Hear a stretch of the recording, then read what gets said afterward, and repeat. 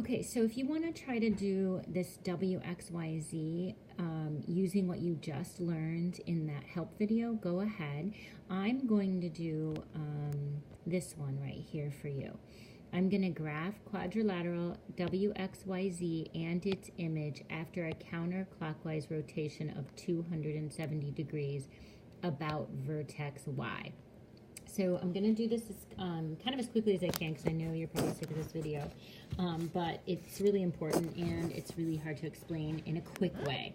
But let me list the points for you. W was -4, -1, okay? X was -2, 0. Y was -1, -3. And Z was -2, -4. Okay, so let me go ahead and plot that for you. -4, 1 would be right there. -2, 0 is right there. -1, -3 is right there. And -2, -4 is right here. Okay, so it looks like we have a little bit of a trapezoid. That's the original figure. Okay, it's kind of messed up, sorry.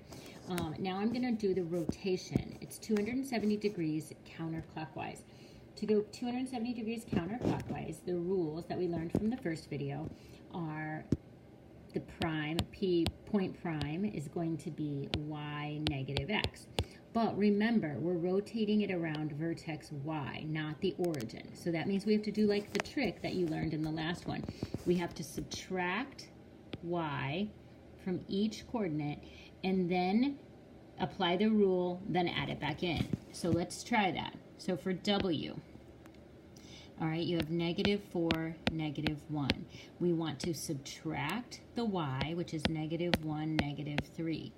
That gives us -4 minus -1 would be -3, and then -1 minus -3, keep, flip, change, would give us 2, okay? And then we would do the rule, so that becomes y, 2, and then the opposite of x, which would be 3, okay? And then we want to go ahead and add the points back in. So the -3, no, sorry, not -3.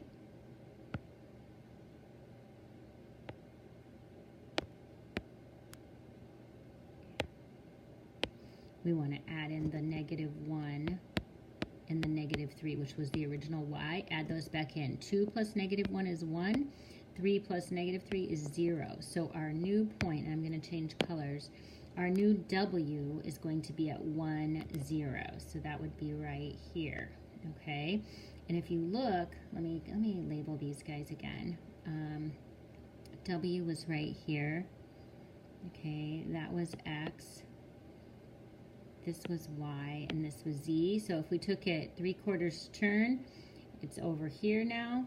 Hopefully that's right, but we're rotating around the Y coordinate, which is this one. So we went 1 turn, 2 turns, 3 turns. That seems right.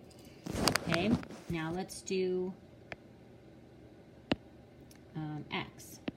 X was -2, 0. So we're going to subtract out the -1, -3. -2 minus -1. Keep, flip, change is -1. 0 minus -3 is just 3. Okay, then we flip it using our rule, and we get 3, 1. Okay, and then we add back in the -1, -3, and we get 3 plus -1 is 2. 1 plus -3 is -2. So we have a point at 2, -2, which would be right there. Okay, then let's do X. Sorry, this is getting a little messy, but that's okay. Oh, we just did X, sorry. Y will be in the same place, okay, or Y is going to be at 0, 0. Okay, and then Z, -2, -4. First, subtract out the point, so minus -1, -3, and that leaves us with -2 is -1. And then -4 minus -3 is -1. And so then if we don't need to flip it because those are exactly the same, except we do need to take the opposite of x, which is 1. So we would be -1, 1. Okay, back in negative 1, 1 plus 1, negative 1, negative 3. Negative 1 plus negative 1 is negative 2. 1 plus negative 3 is negative 2. So our new point is negative 2, negative 2. Negative 2, negative 2, which is right there. Okay. So our new coordinates look like this, which looks like if we took y and spun it around 3 times, that's what we'd end up with. Okay, I'm going to try to wrap this up. I know it's confusing, and if you need to sit down with me and have you walk through a couple examples, please do ask. You're going to try this one on your own on the note check. Okay, and these are just giving you some pictures of different rotations, so you have them. You have an example 3 here, the triangle. I'm not going to go ahead and do this because you have already seen several examples. If you want to try it though and show me to see if you're on the right tracks, go ahead and try. But I feel like this is long enough and I don't want to keep going if we don't need to. And let's see what else we need to do.